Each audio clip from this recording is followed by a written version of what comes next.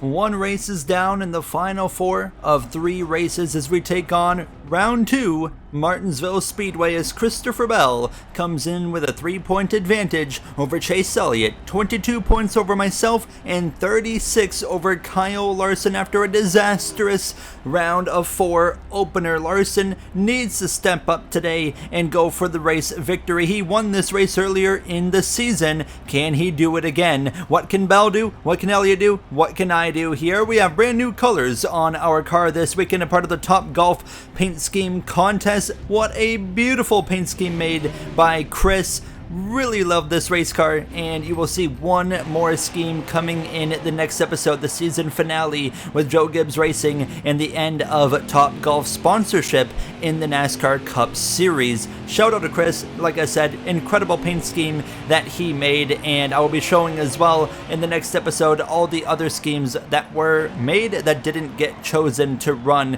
because there was so many great paint schemes that unfortunately just will not get to run, but they all look great, and I want you guys to be able to see them. Hello everybody, welcome back to a brand new episode of our NASCAR Heat 5 career mode. I hope you're all having a great day. We come in 22 points below the cut line, as we just talked about. Not good, but we're coming to a track that I love. Martinsville, my probably second favorite, or if not my favorite track on the Cup Series calendar, right there with Homestead, Miami. And yeah, the confidence is there, it's high, and we had one of our maybe worst races ever in our entire career, at least in a top car at Darlington Raceway to kick off the Final Four. Is that maybe me kind of folding under pressure of being in the Final Four for my first time? I don't know, but Christopher Bell absolutely popped off in Darlington, picked up the victory, his 3rd win of the season. I called him the weakling coming into the Final Four. He's won 3 races in the playoffs, and they've all been the first race of the round, as he's gotten every win this season inside the playoffs. With a 19.632 though, we go P5 on the board. One of our best ever qualifying efforts, maybe the best we've ever qualified in Martinsville. But up front, it's Christopher Bell on pole. What a statement that is, alongside rookie contender Rajah Caruth, Joey Logano, Briscoe all in front of us, and it's myself followed by Larson in 8th, Elliott down in P11. Some work to do for the second in points driver, Ty Gibbs P20 there, and rounding up the top 30, Corey Heim. As you see the rest of the order on your screen, all the way at the bottom of the grid, it's Jesse Love, John Hunter Nemechek, Cole Custer. We as well had trucks in Xfinity in Martinsville this weekend for the second race of the Final Four for those 2 series, and it was actually Kaz Gralla holding off Stephen Malazzi for the win. The highest Final Four finisher was Riley Herbst in 3rd position, and then you had to go down a little bit further to 9th place for Brent Cruz to be the next Final Four driver. Cam Waters was the 3rd best finisher, Lawless Allen the 4th best finisher. You see the points on your screen. It's a 1-point advantage for Brent Cruz going into the championship finale over Cam Waters, and Riley Herbst back by only 3, Lawless Allen by 13. Xfinity Series, Daniel Suarez gets the first win ever for Trackhouse in the Xfinity Series, but when it comes to the Final Four drivers, Taylor Gray finishes P7, and his competitors all outside the top 15. Justin Allgaier with a really poor effort down in 28th. Taylor Gray enters as a championship leader in the season finale in Charlotte, 2-point advantage over his teammate of Ryan Truex, 4 points over Brandon Jones, 23 over Allgaier. Now let's settle race 2 of the Final Four on the Cup Series here from Martinsville Speedway. We are 1 race through the Final Four with 2 remaining. We're here at Martinsville Speedway to let some short track racing set us up for the finale in Charlotte. Physicality will be the winning recipe today, Lee. No one will be nice to the 20 today. Okay, mate, don't be easy on the 20 car or the 9. We need to beat them both. Yeah, 10-4, James. I'll be doing everything I can. Let's have a good day, guys. Stick with it. Track's going to change. Let's hope we're there at the end.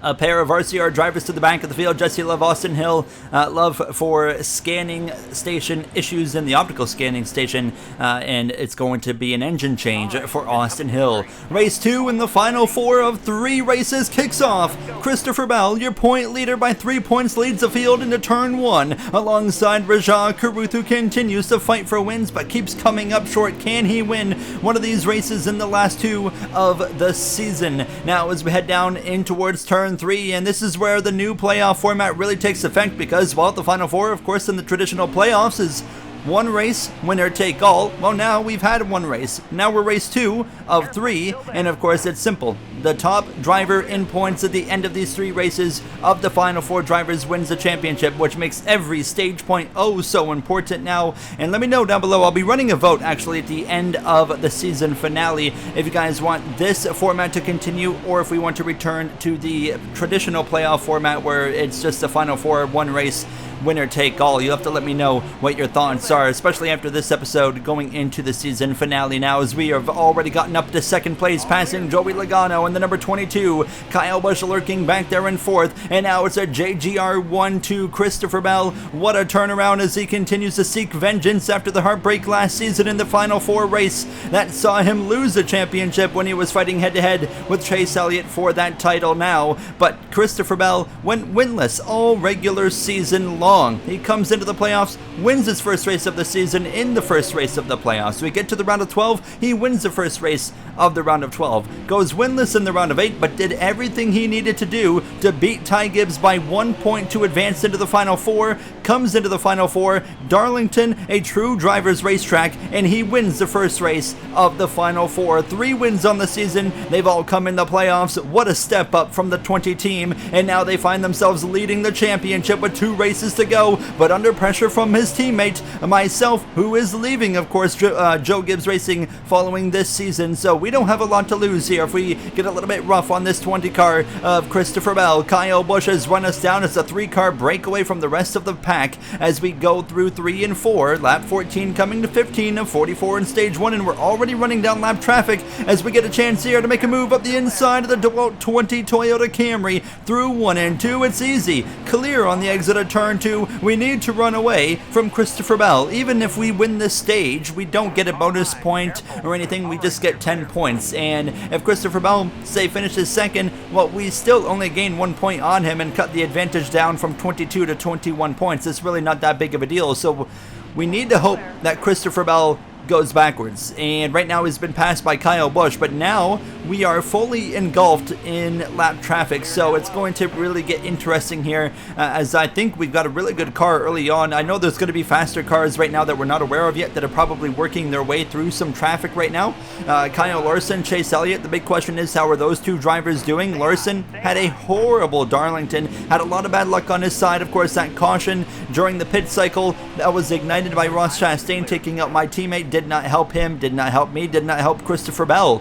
And honestly, he would have a larger point gap over Chase Elliott and the rest of us if he didn't get screwed over by that caution. So we got pretty lucky, to be honest, that did happen to Christopher. But obviously today is all about limiting the gap advantage that he can enter into Charlotte on us. I'm not worried about the 9 of Chase Elliott right now. I'm just worried about the guy that's 3 points ahead of him leading this whole thing. That's Christopher Bell, my Joe Gibbs teammate, as we continue in this Hendrick Motorsports versus Joe Gibbs showdown for a championship. Now, as you can see me taking my time, Corey Heim for 2311 had a really rough starting position, but he's moving his way forward as we both get past James Davison for Project 91. Connor Zilish there, future Trackhouse driver and star potentially starting next season in this career mode now, as he has continued to, struggle in Andretti Global's equipment and at times show a lot of promise as well, as we are continuing to follow Corey Heim, who is actually showing pretty good pace. And I wasn't really being held up by Corey Heim here, so I was kind of lurking behind him, just letting him do his thing, and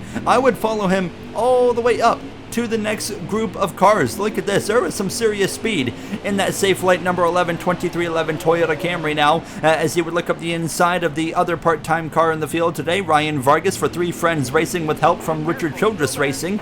And we'll head down this back straight away and put him a lap down. However, Heim would get caught up behind this group of cars of fellow Toyotas there with Sawalich as well as Bubba Wallace. So I decided, okay, it's time to go and make some moves here. So we go around the outside of this number 11, and we're going to try and get as far up this field as we can. We would get past Heim, now to the outside of the Legacy Motor Club 43, driven by William Sawalich, one of the Rookie of the Year contenders. It was between Sawalich and as well, of course, who is it?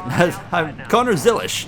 And now it's turned into Rajan Karuth taking over the Rookie of the Year. He is leading it now by a comfortable margin with how much he's turned it up over the last, 15 or so races of his first full-time season. Koop has been making part-time starts for almost the entire career mode, and it wasn't until season 4 when he finally gets his first full-time opportunity, and he is certainly making the most of it in the last half of this season, and he is going to be a threat next season. There is no doubt about it. I expect him to get his first win, and if not, win multiple races next season in this career mode. Now, there's a lot of drivers I think we have to watch out for, including that guy right there, Shane Van Gisbergen. Looking at his first winless season as a NASCAR Cup Series driver, he's been in position to win a few races. It just hasn't quite worked out, as I was just kind of chilling behind SVG. Kyle Busch and Bell, they're side by side for second right now. Every point matters. I know they're fighting hard for it, especially Christopher Bell. 1 lap to go in stage 1. A dominant performance once we took the lead of this race. However, I was struggling with, you can kind of see it right there, the car getting loose on the exit of the corner, so that was something I wanted to tackle on the pit stop here, but just kind of chilling. I really, as a Shane Van Gisbergen fan, did not want to lap him, so I didn't mind riding right here. We win stage 1. How about that? Stepping up to the plate, and it's going to be Bell holding off Kyle Busch for second, third for Busch, and it would be a while for the rest of the grid to cross the line, but it was Logano and Reddick the top 5, and no stage points at all for Chase Elliott or Kyle Larson. That's a big deal. Larson needs to be outscoring Christopher Bell with that disadvantage he comes in this race with, and it's not happening. 13th and 14th for Elliott and Larson. Bell extends his championship lead, although we do gain 1 point on him, cut it down to 21 points. We'll get ready to go bank racing and get a live points update as well. Winner of stage 1, we have tightened up the car just a little bit as we get bank racing here. Stage 2 from Martinsville underway. We win the stage. That's great, but the worst case scenario was the 20 car being second, and that's exactly what happened. Christopher Bell is on it in this final 4. You see the live playoff update. 12 points the margin between Bell and second place Chase Elliott, 21 points back to myself, and Kyle Larson 45 points behind. Wow, what a story, what a change for Kyle Larson, who could be effectively eliminated from championship contention here. Bell going backwards here, being up on the top. That is perfect for myself. Now is Kyle Busch on lap 4, up to second place. His Trackhouse Honda Civic teammate, Ross Chastain, moves up into third place now. Oh, so close to making that final 4 for Chastain. What might have happened if he did not have that engine failure in mid-Ohio? Kyle Busch with an aggressive, unexpected move up the inside. He's going to take the lead. Chastain, Haley, Carruth to follow there in the top 5. How about Justin Haley having a great run in that number 60? Great to see that from the Talladega winner, who's actually run pretty well since that Talladega win, as he will get one more season at least with RFK going into next season. But just wanted to highlight again Kyle Larson. What a downfall for this 5 team. They won 5 races in the regular season, won the regular season championship, and they just haven't had it all playoff long. I thought he was going to bring it back in the final 4 because now he needed to step up. It hasn't happened. Now caution is out from Martinsville, and it's the 34 of Eric Jones. Smoke pouring out of the back of the front row. Motorsports driver, a team that's going down to 1 car next season, as they did sell the 38 car charter to the new Cup Series team that's coming to the grid. That's Tricon Racing, as we are all going to stay out and get ready to go back racing here from Martinsville. Now Busch, myself, front row, ready to go racing once again. Now we're in the same position Christopher Bell was just in, and he lost multiple positions. Are we going to be in the same boat as we dive down into turn number 1? In the background, they're 3 wide. I believe Kyle Larson's actually on the inside going forward. He's up inside the top 10 suddenly. Yes, he is. That 5 has gone forward. The 9 is joining him as well. They've both gotten in front of Christopher Bell. It's do or die for myself and Kyle Larson. Our seasons are on the line. With the points disadvantage we come into this race with, we can very much both be eliminated from championship contention following this race in Martinsville. Chase Elliott is now stepping up to the plate now, but we go backwards on this restart, down to P4, and I was talking about Kyle Larson's downfall as he goes through into 4th, but a terrible exit that'll allow us to get clear into turn 1. He steps it back up the inside, and actually a bit of contact with him as Elliott forced the 3 wide as we exit turn 2. The Hendrick drivers getting after it now, not racing like teammates they are, but Larson again, the downfall. What a story that is after being so dominant all regular season. And what I love about this is you compare Kyle Larson and Christopher Bell's turnaround. Bell completely lit it up as the playoffs started. Larson completely fell off, and not a single rating change in the mods I had to do for that to happen. That just naturally happened by the game, and that's why I always really hype up the AI by Monster Games Development in this series, because you can't get that in any other racing games. They just kind of stay consistent through a whole season where they actually change and just have these moments of, you know, going on a roll of momentum and losing that momentum, having a rough stretch. You get that in this game, and that's why I love the AI in the NASCAR Heat series. You really never know what's going to happen as we continue, though, to go forward. Now passing again, Ross Chastain, Chase Elliott. What a statement. Outside the top 10 in stage 1, he's driving back forward into the top 3. Kyle Larson, however, is on his way backwards. He got put on the outside after getting passed by myself, and he went backwards the entire time. He might be even outside the top 10 at this point. Kyle Busch leads over second place. Rajah Caruth, Chase Elliott third, but we are running him down with 22 to go in the stage. And although we had great speed in stage 1, we pulled away, we won the stage.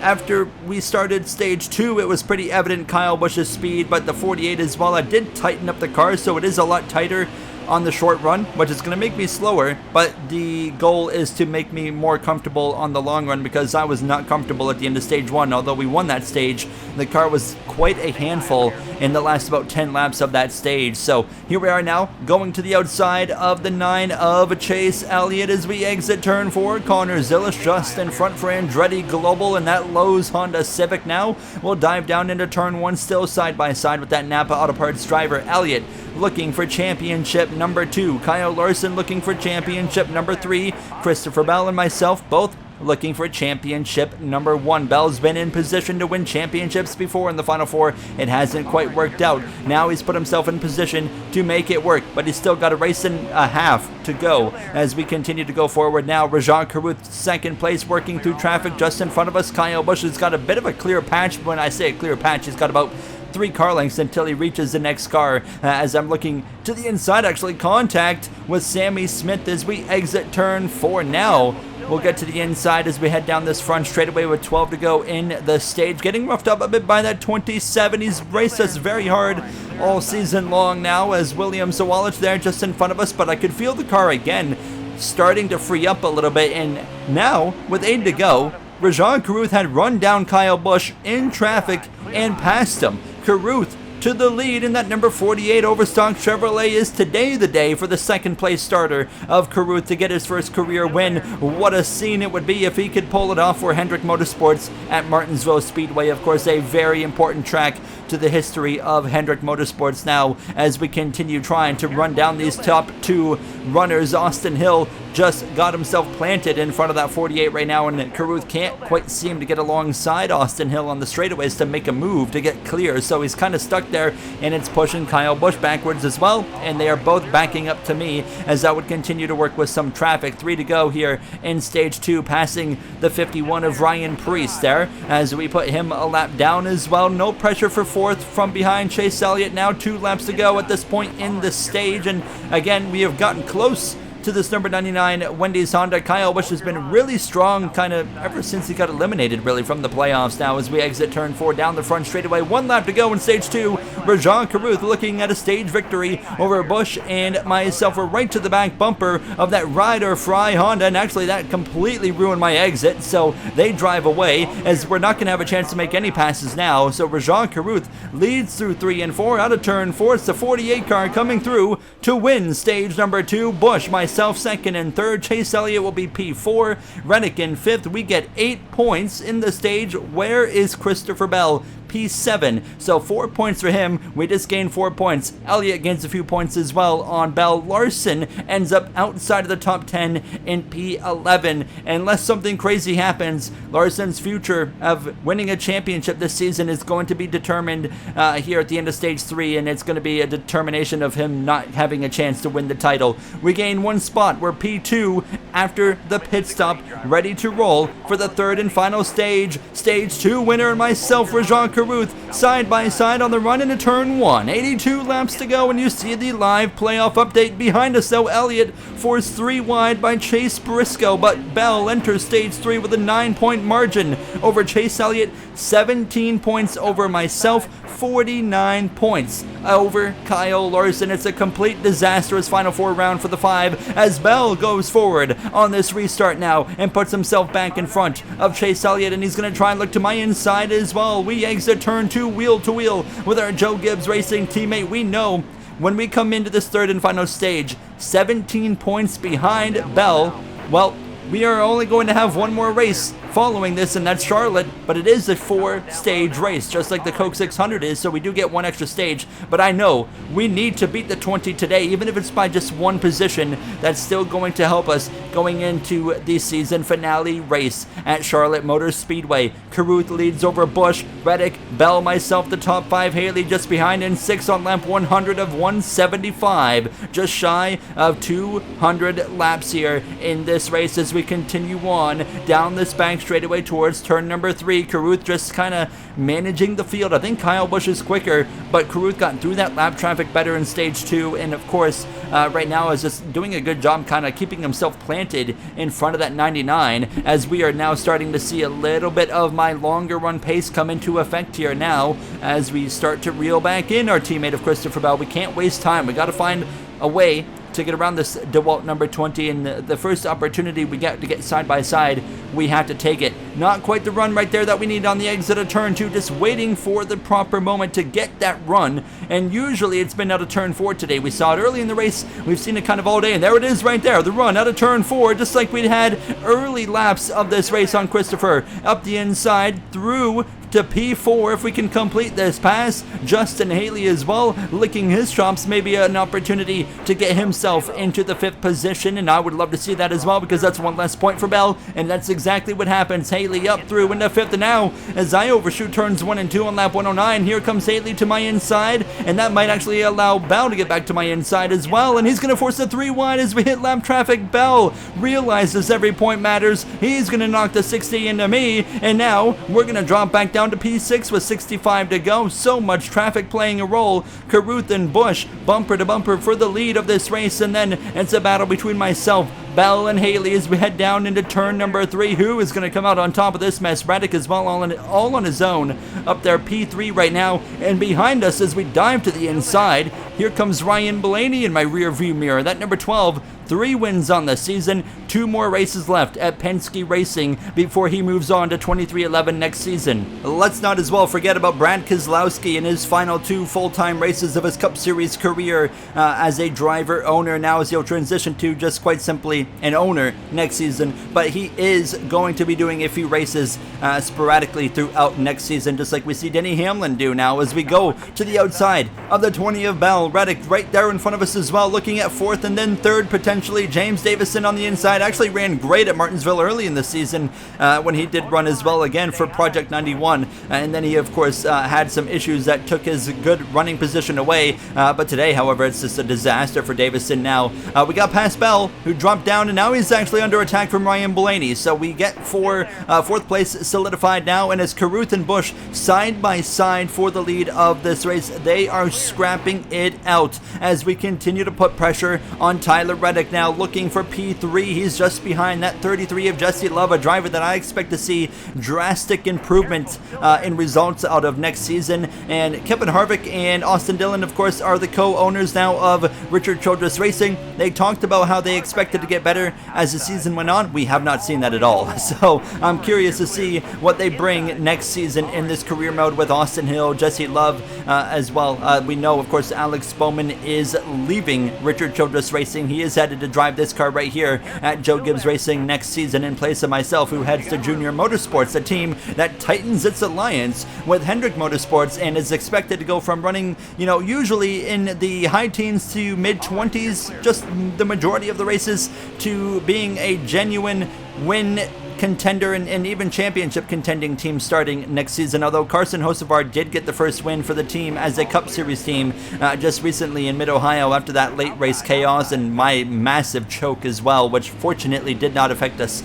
in any way as we find ourselves fighting for the lead. Speaking of Alex Bowman, here's Bowman right here. Carruth has not been able to go forward, and Bush has been planted on the back of that 48 this entire time. And now I realize, okay, if I'm going to go forward, we need to force it 3 wide. So I'm looking for that move into turn 1. We force it 3 into turn 1 on lap 124. Carruth might actually get the big advantage out of this. He'll be clear, and I couldn't quite open it up on the exit because I realized I got 2 cars on my outside, so we had to be patient. And now, side by side with Kyle Busch as we roll through 3 out of turn 4. Carruth should be able to clear Christian Eckes, future RFK driver in that 6 next season, and he will get clear on the outside, and Kyle Busch is going to try and follow suit momentarily now, but I'm going to try and keep him from doing that, and I failed miserably. Kyle Busch maintains P2. I would jump up to the outside to follow him, however. Here comes Reddick again, back to my inside. Great green flag racing we're experiencing here from Martinsville, and we are not terribly far away from the potential of green flag pit stops. It's been a pretty calm Martinsville race here. You would not expect that for a playoff race, but it's been pretty calm as we continue on with 47 laps to go. Carruth leads still and now has a clear track ahead of him. Kyle Busch needs to pass that 27 of Sammy Smith, and he'll be in the same situation. Clear racetrack, he would get that, I would get that as well, and so would Tyler Reddick. We all passed that 27, and now Carruth has run down the 23 of Bubba Wallace now, and Kyle Busch again is reeling that 48 in. It is far from over here from Martinsville with 43 laps of racing still to go. We are getting closer and closer to that possibility of green flag pit stops here at a track that we really don't get to see that develop very often now as we come to lap 135, and sure enough, Carruth again going to the outside, trying to go around the outside of Bubba Wallace, future Andretti Global driver there. Of course, Wallace, very excited to see how he's going to do with the team that I think needs a driver with experience. They haven't really had a driver with experience there yet. Kyle Busch, what a move! 3 wide to the inside, catches Carruth off guard, says thank you very much. I'll take the lead and try to get my 3rd win of the season with about 40 laps of racing to go still as we continue to try and follow through. Carruth stuck on the top. We slip through on the inside. Into the runner-up 2nd position we go. Reddick gonna try and maybe follow as well as we dive down into turn 3. Here he comes. Sure enough, Tyler Reddick will go into 3rd. Carruth is forced 3 wide in the middle, but it didn't take long. Carruth would get back past Reddick and then start putting some pressure on myself as well with 37 laps to go. And fortunately for Rajah right here, I actually make a mistake on the exit of turn 2, open up the exit. Now he's got the line of preference into turn 3, and now he's got that inside, and we go up a few lanes, and as we exit turn 4, Carruth back through into 2nd, so we know Carruth is quick.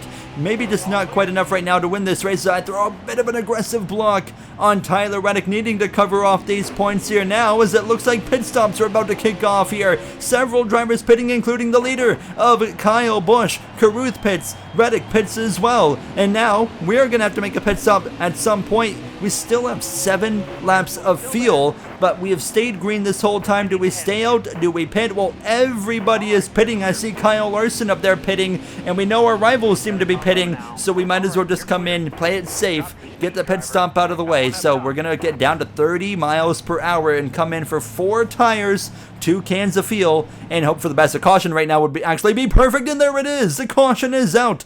Eric Jones, another engine failure, and the caution flies. The field is frozen. We're leading the race. We get 4 tires, and we will now be leading for the restart. Kyle Larson is going to benefit greatly into the top 10. Bell down to P9, but Chase Elliott is outside of the top 20 and got caught 2 laps down. You see him right there as we get ready to go racing. Green flag is back. It's less than 30 laps to go here from Martinsville. 29 laps. Blaney on my back bumper into turn 1. Carruth is 3 wide in the middle. What a move from the 48, and a bit of a desperation move. Kyle Larson's loving that. He's going to try and move forward. Actually, it didn't work. Carruth got clear of Larson on the exit of turn 2. What a power move by the 48, showing the aggression as we are side by side with Kyle Busch. But Chase Elliott's race just got ruined by that caution coming out, and it's going to be very hard to recover from that one for sure as we continue side by side with the 99. Blaney as well, showing the nose as we head down into turn 3. He looks to the left rear. We slide across the nose of Busch, clear him. Now it's side by side for P2. We're up into the outside wall and got really tight on the exit of 4. Blaney now up the inside with 27 to go, and he's going to go to the lead of this race, looking for win number 4 on the season. Ignore the playoff tag, as I always mention, as he is not in the playoffs with our of course, custom playoff format that we started using this season. Now, we stay clear of the 48 at least and maintain P3, and most importantly, we're in front of Christopher Bell, but now I overshoot turn 1, and that's perfect for Carruth. He's going to get up the inside, his head down this back straightaway, and now Rajan Carruth continues the quest for that first win of his Cup Series rookie season, and he moves back through into P3, coming to the final 25 laps of action. Joey Logano's rebounded into the top 5. He started top 10, but hasn't quite seemed to have the speed that he's needed. Carson Hocevar as well up inside the top 10 here, having a solid run late in this race. Approaching just 20 laps to go here in Martinsville, and that's not a lot of laps now. Ryan Preece in the 51 blows a tire, goes into the wall. At least he's not on his roof here as a caution flies, and that is going to force a late race restart. Now you see a lot of drivers trapped 3 laps down, 4 laps down. Alex Bowman, Custer, and Zilish and Chase Elliott, like I said, 2 laps down, just outside of the top 20.